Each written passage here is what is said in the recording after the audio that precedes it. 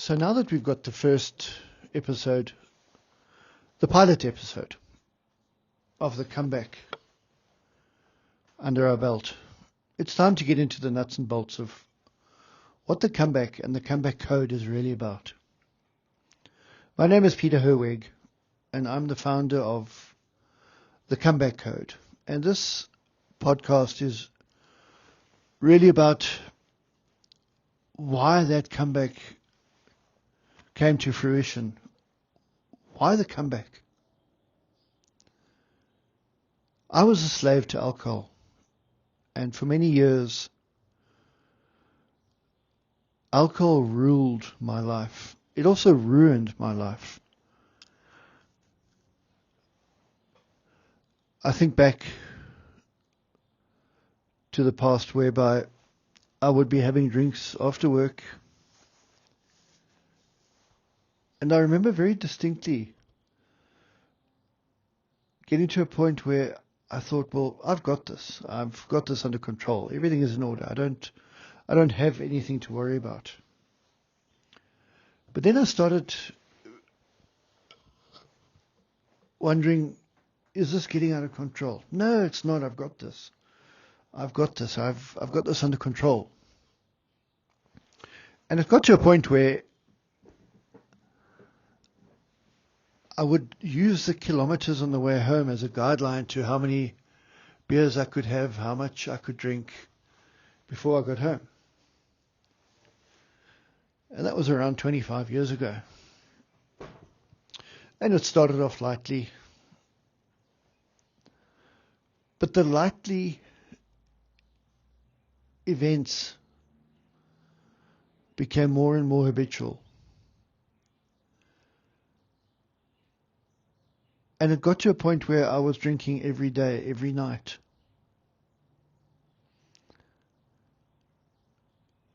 And that's where I realized that maybe I should take action. What for? We've got this. Everything is in order.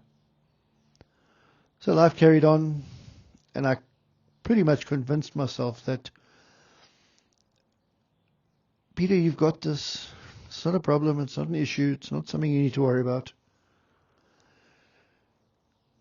And parties became heavier and heavier. The drinking became heavier and heavier.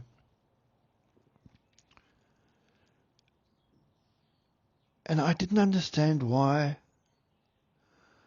I needed alcohol to survive. What made me require alcohol to survive? And I couldn't work it out. I didn't know. So I carried on. And I carried on. And I carried on. I would plan my day. But I'd also, within that day, plan my drinking time. And I only drank after work in those days.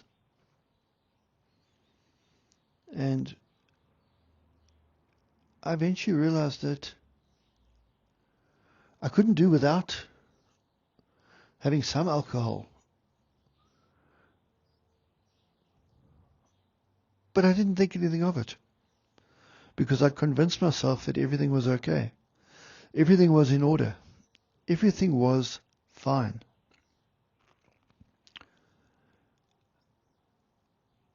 And along the way, my health deteriorated. And I put it down to stress, or I put it down to the winter flu, or I put it down to all kinds of things, not realizing that, you really and truly are damaging your body by the overconsumption of alcohol. But hey, I was in charge. I knew what I was doing. I had this all under control. I was fine. I was okay.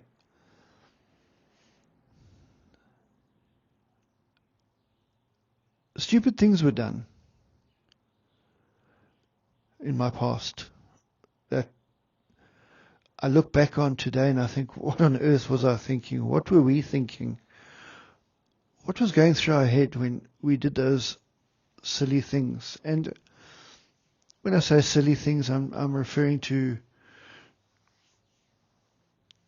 ridiculous things we do when we're inebriated, when we're drunk. It was never anything against the law. Well, drinking and driving is against the law, but that was all right. Also, I told myself.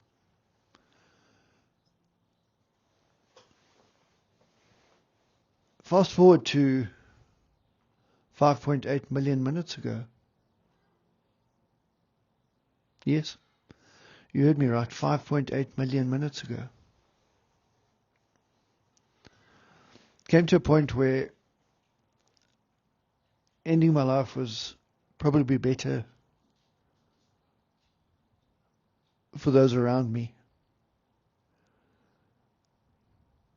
And yes, I did try. And we'll go through that in a follow-up episode. But something happened that stopped me. And it wasn't a human intervention.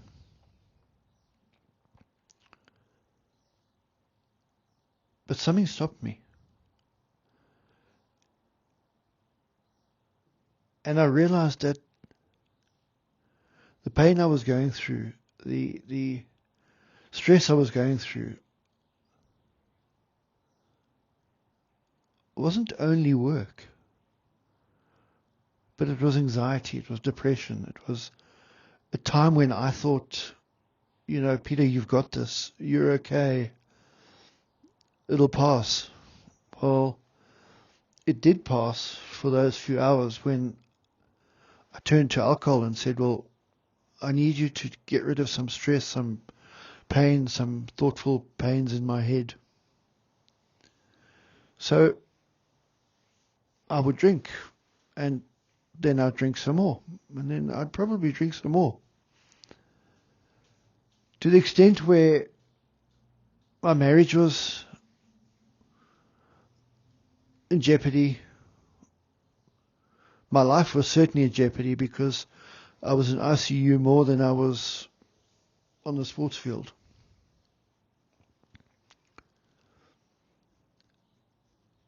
So I decided 12 September 2016 that I needed to stop. And it was going to be the end. And as I've mentioned, I have to call it a divine intervention because I don't know what else to call it. And through all of that,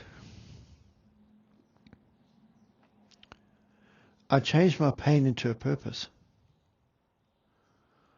I channeled all that pain into a purpose. And that's why I created the podcast. I created the TikTok. That's why I created the comeback code, because I needed a comeback code. I needed to recode my life. I needed to recode my brain.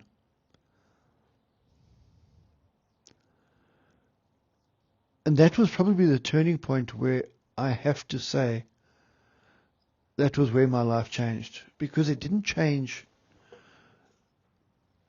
because it had to. It changed because I wanted it to change.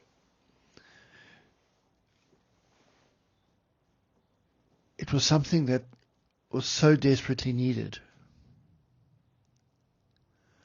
So I've been up and down for the last 25 years in this particular discussion, and we'll break it down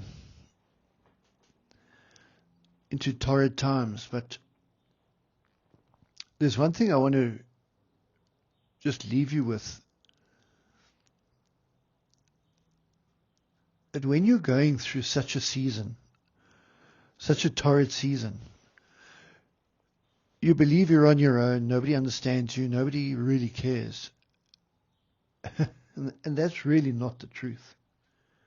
That's really not the truth, because there were people out there that cared. There were people out there that were looking after my best interests. But I didn't bother to look around. I didn't bother to see them. And I certainly didn't bother to reach out to them. Because until that date, I was okay. And again, so I told myself. So I created something whereby I could change my life. And this momentum has catapulted me to change my pain into a purpose.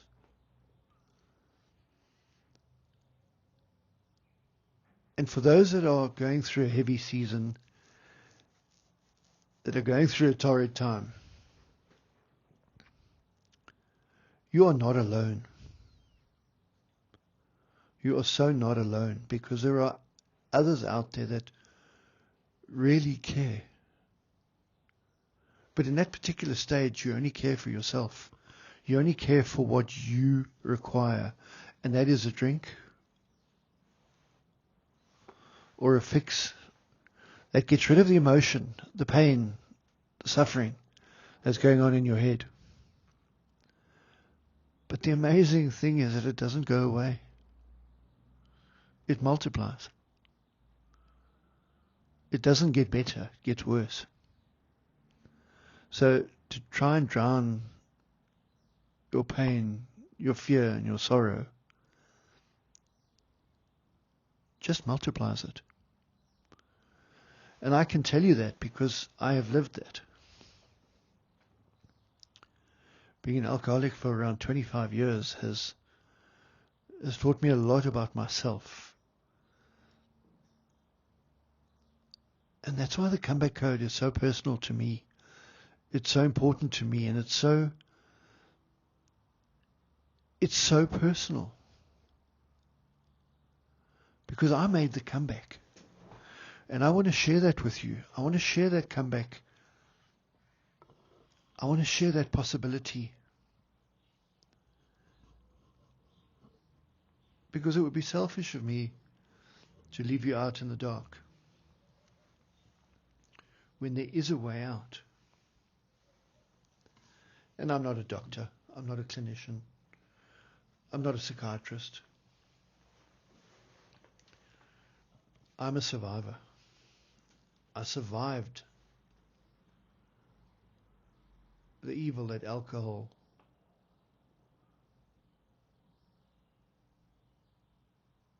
was forcing down my throat. No, alcohol wasn't being forced down my throat. I forced it down my own throat. Because I wanted to be able to forget. But in forgetting, you also forget who you are. And I lost myself. I really and truly did. I lost myself completely. I didn't know who I was anymore. I didn't know where I was. I didn't know where I was going. I was pretty much directionless. And if I think back on that today, I think, that is such an awful path to be on.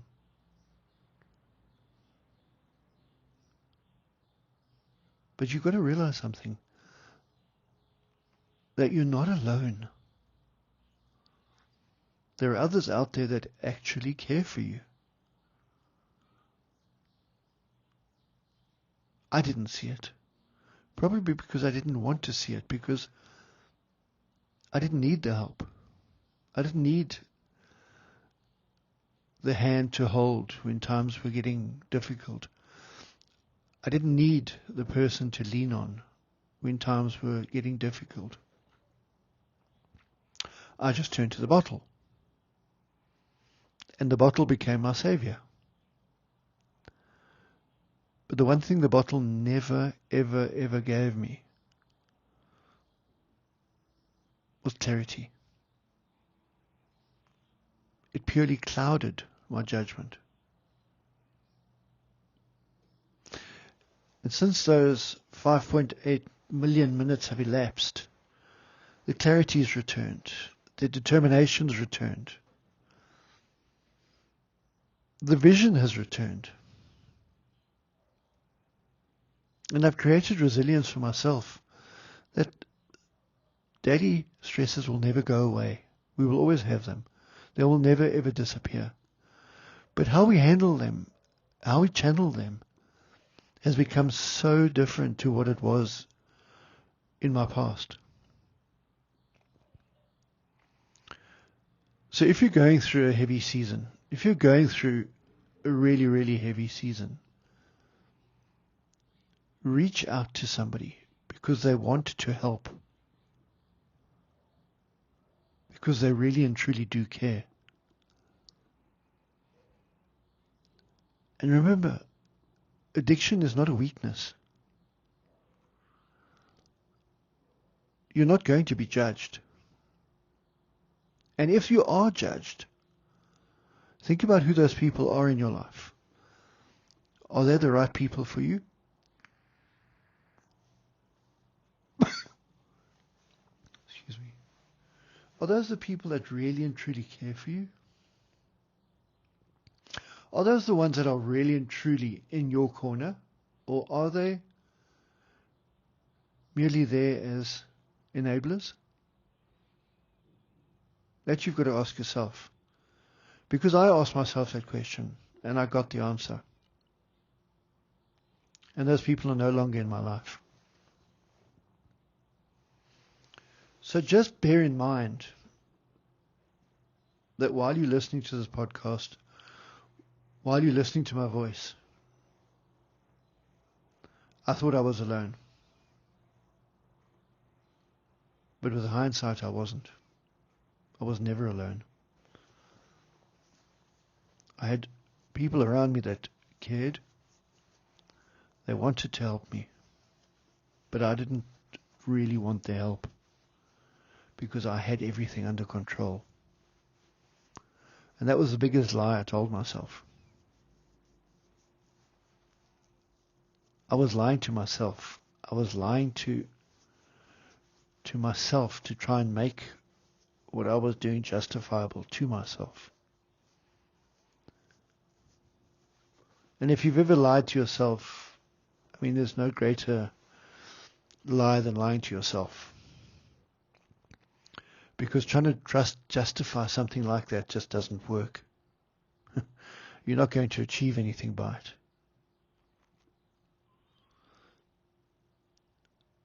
So just remember something from me today. And if you never listen to another podcast, that's also okay. You're not alone out there. You're not an island.